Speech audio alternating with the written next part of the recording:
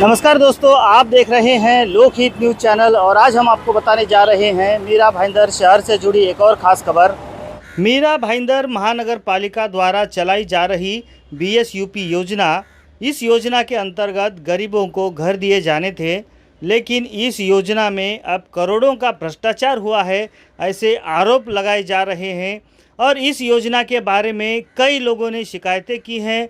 साथ ही इस मामले में कई एफआईआर भी दर्ज हुई है। अभी तक इस बीएसयूपी योजना के भ्रष्टाचार के आरोपों में 6 से 7 लोगों की गिरफ्तारी भी हुई है। फिलहाल मामला आर्थिक अपराध शाखा के पास वर्ग किया गया है, यानी कि ट्रांसफ़र किया गया है और आर्थिक अपराध शाखा की यूनिट इस पूरे मामले की अब जांच कर रही है। तो इस पूरे बीएसयूपी मामले के भ्रष्टाचार के बारे में कई लोगों ने शिकायतें दर्ज की हैं। उन्हीं में से एक शिवसेना के नेता रामभुवन शर्मा भी हैं, जिन्होंने इस योजना में हुए भ्रष्टाचार के खिलाफ कई वर्षों से आवाज़ उठाई है और कई जगहों पर शिकायत की है। तो आइए हम उनसे बात करते हैं और जानते हैं कि किस प्रकार का ये भ्रष्टाचार है और उन्होंने कहां-कहां पर शिकायतें दर्ज की हैं और आगे वो क्या करने वाले हैं। तो आइए हम बात करते हैं रामभुवन शर्मा जी से, जिन्होंने इस बीएसयूपी योजना के बारे में काफ़ी बार आवाज़ उठाई है और इस बारे में उन्होंने कई कई स्तर पर शिकायतें की हैं। और जानते हैं उनसे कि ये जो बीएसयूपी का घोटाला हुआ है, किस प्रकार का घोटाला है और आगे वो अब क्या करना चाहेंगे इस घोटाले के बारे में। रामभुवन जी बताइए, ये जो मीरा भाईंदर शहर में बीएसयूपी योजना में करोड़ों का घोटाला हुआ है, इस बारे में आपने कई बार शिकायतें की हैं और आवाज़ भी उठाई है, लेकिन अब तक कोई ठोस कार्रवाई नहीं हो पा रही। क्या कहेंगे इस बारे में? देखिए, आपके चैनल के माध्यम से मैं कहना चाहूँगा कि इसके अंदर भ्रष्टाचार तो शुरू से ही हुआ है, लेकिन भ्रष्टाचार की शिकायतें भी काफ़ी जागरूक नागरिकों ने मीरा भाईंदर मनपा प्रशासन से किया। लेकिन मीरा भाईंदर मनपा प्रशासन के कई अधिकारियों का हाथ है इसके अंदर, भ्रष्टाचार रूपी जो महामानव यहाँ पे बने हुए हैं उसको सपोर्ट करने में। तो इसकी कार्रवाई कहाँ से उचित हो सकता है? कारण है कि नीचे से लेकर के ऊपर तक के इसमें कई लोक प्रतिनिधि, कई बड़े अधिकारी मीरा भाईंदर मनपा के और कई लाभार्थी और कई दलाल और कई पार्टी के राजनीतिक लोग जो हैं इसके अंदर जेल के सलाखों के पीछे जाएंगे। इसलिए मीरा भाईंदर मनपा प्रशासन कभी भी इसके ऊपर ठोस कार्रवाई करने के लिए कभी भी कदम उठाया नहीं।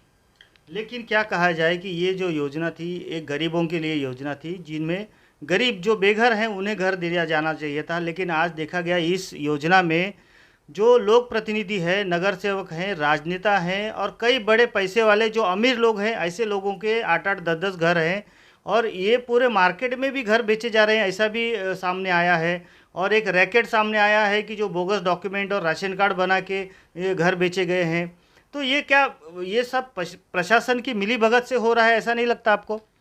ये मीरा भाईंदर मनपा के प्रशासन के मिलीभगत से हुआ है, क्योंकि देखिए, जब ये बेसिक सर्विस अर्बन पुअर मतलब शहरी भाग में रहने वाले गरीबों को स्तर को ऊंचा करने के लिए स्कीम लाई गई।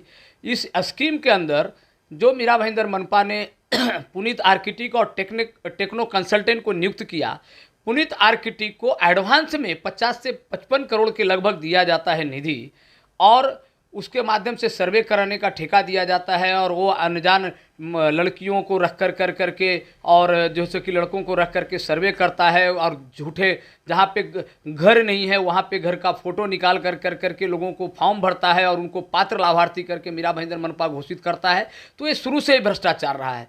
और इसके आगे चल के मैं बताऊँगा कि ये कलेक्टर की जगह थी, लोगों ने, गरीबों ने वहाँ पे झोपड़ा कब्जा करके बनाया था। मीरा भाईंदर मनपा के माध्यम से कई सुविधाएं, सुख सुविधा वहाँ पे मिला था, लोग सुखी जीवन जी रहे थे। लेकिन मीरा भाईंदर मनपा ने ये प्रस्ताव लाया और महासभा में ठहराव किया कि अस्तित्वात असलेला घर मालकाना घर आणि दुकान मालकाना दुकान, यानी अस्तित्व में रहने जो घर है जिसमें रह रहे हैं उनको घर और जो दुकान मालक है, जो दुकान अस्तित्व में है, उसको दुकान दिया जाए। लेकिन यहाँ स्थानिक लोक प्रतिनिधि, यहाँ के स्थानिक उस समय के जो नगर सेवक थे और मीरा भाईंदर मनपा के कुछ नीचे तबके के जो अधिकारी थे वो भ्रष्ट थे। इनकी मिली भगत से कई बाहर के कम से कम 700 से 800 लोग बोगस राशन कार्ड, बोगस बिजली बिल, अदानी के, अभी अदानी है, उस टाइम पे बीएससीएस था, उनके माध्यम से, कुछ बोगस गुमस्ता के माध्यम से, कुछ राशन कार्ड के, आप राशन कार्ड की बात करते हैं तो मैं आपको बता दूं 460 राशन कार्ड जो साईनाथ ग्राहक सहकारी संस्था के दुकान पे बनी 184 नंबर का जो दुकान है, तो मुझे बताइए कि ये जो वहाँ के मंगल गांधी ने बनाया, तो उसका जो संचालक है उस पर आज तक कार्रवाई क्यों नहीं हुई? उसके जो संस्था के अंदर जो मेंबर है उनके ऊपर कार्रवाई क्यों नहीं? 460 राशन कार्ड बनाने के लिए लंबी कालावधि लगा है, तब तक उसके संचालक कहाँ पे बैठे थे? मीरा भाईंदर मनपा में कई बार शिकायत गई, मनपा के बांध काम के कई बड़े अधिकारी, यदि सही से जांच हो जाए, मुख्यमंत्री जी ने घोषणा किया है विधायक प्रताप सरनाईक साहब की मांग पे, यदि जांच हो गई तो मीरा भाईंदर मनपा प्रशासन के बांध काम से लेकर के कई अधिकारी जेल को सलाखे के पीछे होंगे। मुझे बताइए उनकी इतनी हिम्मत हो गई कि ठनके और सिंगारे ने मिलकर कर करके, जैसे कि दीपक खाम्बित का सिग्नेचर करके लोगों को फ्लैट अलाउट कर रहे हैं। क्या बांधकाम डिपार्टमेंट सोया है? मैंने तकरार किया था मीरा देवी के और मीरा देवी के पति रामलाल यादव के खिलाफ। गुमस्ता के अधिकारियों ने लिख के दिया कि ये गुमस्ता का जो है लाइसेंस पूनम सागर का है। 2014 में बांधकाम डिपार्टमेंट ने वो दुकान रद्द किया, बाद में वापस स्थानिक नेताओं की दबाव में आकर के अधिकारियों ने, वही अधिकारी ने 2016 में पात्र घोषित करता है। तो बोलिए वो आरोपी होता है कि नहीं होता है? क्योंकि मेरे पास सबूत है। यदि मैं गलत हूं तो मनपा प्रशासन और वो जो लाभार्थी जो नगर सेविका है मीरा देवी, मेरे पास मानहानि का केस दाखिल करे। इसके अंदर जो अभी आर्थिक गुना शाखा के माध्यम से जो चौकसी होने जा रहा है, इंक्वायरी होने जा रही है, बहुत अच्छी इंक्वायरी कर रहे थे अमोल यादव, शायद उनका ही अभी वहाँ पे नियुक्ति हुआ है और पीआई सेलार साहब के नेतृत्व में है और उसके डीसीपी अविनाश अंबुरे जी हैं। उनको जहाँ मदद लगेगी मैं मदद करने के लिए तैयार हूँ। लेकिन एक गुजारिश है कि जैसे लोग गए अंदर और तुरंत बाहर चले आए, इसी तरह से यदि होता रहा तो इस प्रकार का इंक्वायरी न करें, अच्छी तरह से इंक्वायरी करें। मुझे विश्वास है अमोल यादव बहुत अच्छी तरह से इंक्वायरी कर रहे थे कदम साहब के नेतृत्व में, लेकिन क्या हुआ कि अचानक उनके हाथ से इंक्वायरी हटाई गई, सभी आरोप जेल से बाहर आ गए।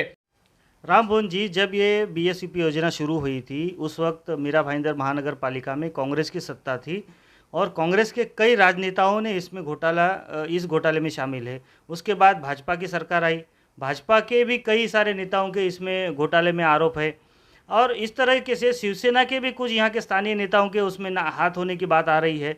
तो कहीं ना कहीं ये सभी राजनीतिक पार्टियों के नेता और पदाधिकारी इसमें शामिल हैं, ऐसा दिखाई देता है। तो क्या आपको लगता है कि ये सभी पार्टी के राजनेता इसमें शामिल होने के कारण इस मामले की पूरी जांच निष्पक्ष होगी क्या? दूसरा सवाल ये, आप कह रहे हैं कि प्रताप सरनाईक जी ने विधानसभा में ये सवाल उठाया है और उन्होंने मांग की है कि इसकी जांच हो, लेकिन प्रताप सरनाईक का जो इतिहास देखा जाए वो हमेशा से आरोप करते हैं, सवाल उठाते हैं, लेकिन आगे उसका क्या होता है आज तक कोई भी उन्होंने इस बारे में ये स्पष्ट नहीं किया है। तो क्या कहीं ना कहीं पिछले सभी मामलों की तरह ये मामला भी रफा दफा होगा क्या? क्या लगता है आपको? आपने आपका पहला सवाल है कि इसमें कांग्रेस की सरकार थी, सत्ता थी, उसके बाद भाजपा की सत्ता आई।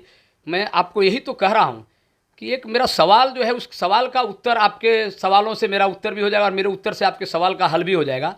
क्योंकि ज़मीन ही आई 2011 में, तो उस टाइम के सत्ताधारियों ने आनन फानन में आकर करके, ठीक है, उसका सर्वे करने का, उसका नक्शा तैयार करने का आप वर्क ऑर्डर दे सकते थे। लेकिन 2010 में इन्होंने, उस टाइम के तत्कालीन आयुक्त शिवमूर्ति नाइक जी ने, उनके सही से नगर रचना विभाग के जो अधिकारी थे उन्होंने प्लान मंजूर किया और वर्क ऑर्डर दे दिया ठेकेदार को कि 2010 से 2012 में 2 साल में इमारत आप खड़ा कर दीजिए, 8 महले का इमारत आप खड़ा कर दीजिए। कितनी इमारत? 20 इमारत।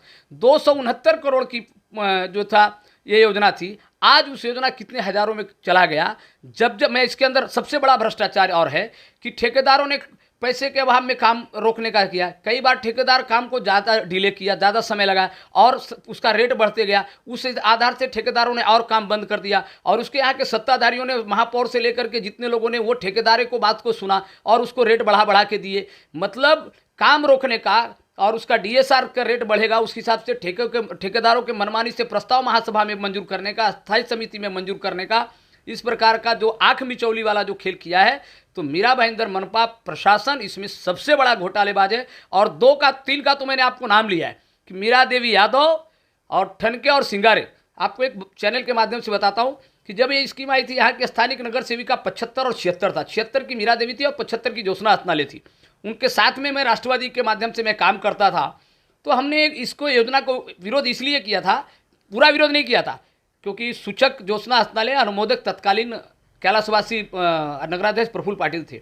उस वक्त हमने कहा था कि थोड़ा सा भाग तोड़ा जाए और एक एक इमारत बनाई जाए और उनको जिस तरह से शिफ्टिंग जाए और शिफ्टिंग देती जाए और उनको फिर उसमें रखी जाए और इस तरह से। लेकिन दीपक खाम्बी जी ने मीरा देवी को, मैं नाम लेके कहता हूं, दीपक खाम्बी जी मीरा देवी के बुलाने पे इस साई कृपा कॉम्प्लेक्स में आए और मीरा देवी को पूरा पाठराखण किए। मीरा देवी जी ने ये साई कृपा कॉम्प्लेक्स में शंकर मंदिर के इधर सभा ली। उन्होंने कहा कि भाई आप जल्दी घर खाली करोगे तो आपको जल्दी फ्लैट मिलेगा।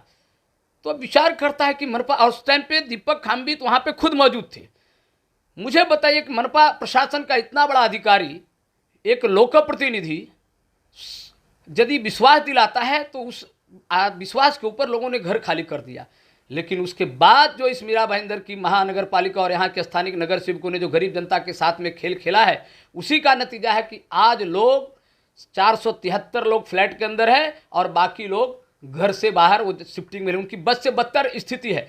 लिफ्ट कभी बंद है, कभी लाइट बंद है, तो कभी कुछ न कुछ रोज न कोई रोज समस्याएं खड़ी हो रही है।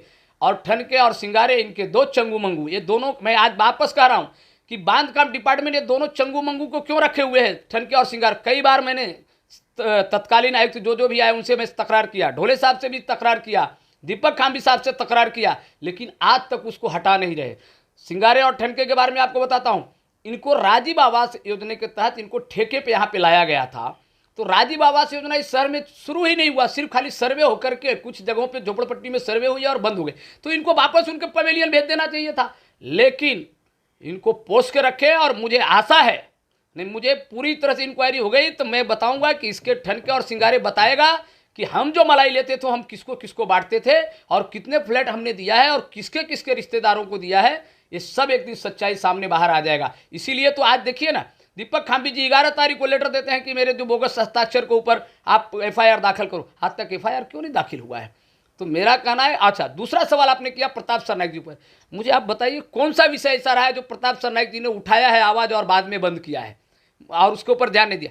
लेकिन इसी BSUP के तहत जब ही पालक मंत्री एकनाथ जी शिंदे थे इस शहर में आए थे तो इन्होंने तकरार किया था।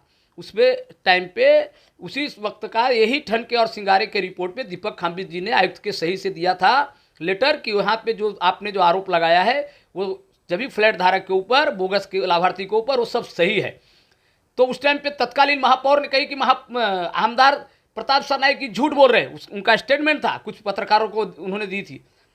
उसी आज आरोप के ऊपर सिक्का मोहर हो गया। प्रताप सरनाईक ने जो आरोप लगाया था उस वक्त कि मीरा भाईंदर मनपा कितना भ्रष्ट है, इसीलिए उन्होंने विधानसभा में आवाज़ उठाई, मुख्यमंत्री जी ने निर्देश दिया है और ये लास्ट तक प्रताप सरनाईक जी इसके पीछे रहेंगे। मैं आपको आशा के साथ, पूर्ण विश्वास के साथ बोलता हूँ।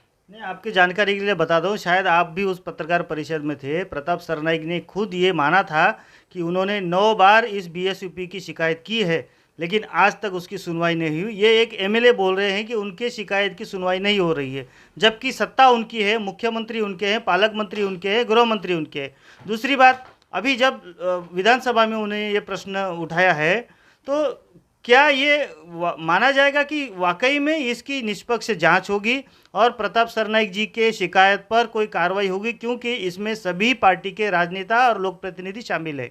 तो मुझे ये आशंका है कि शायद इस बार भी इस मामले को रफा दफा किया जाएगा। इस बारे में आपका क्या कहना है?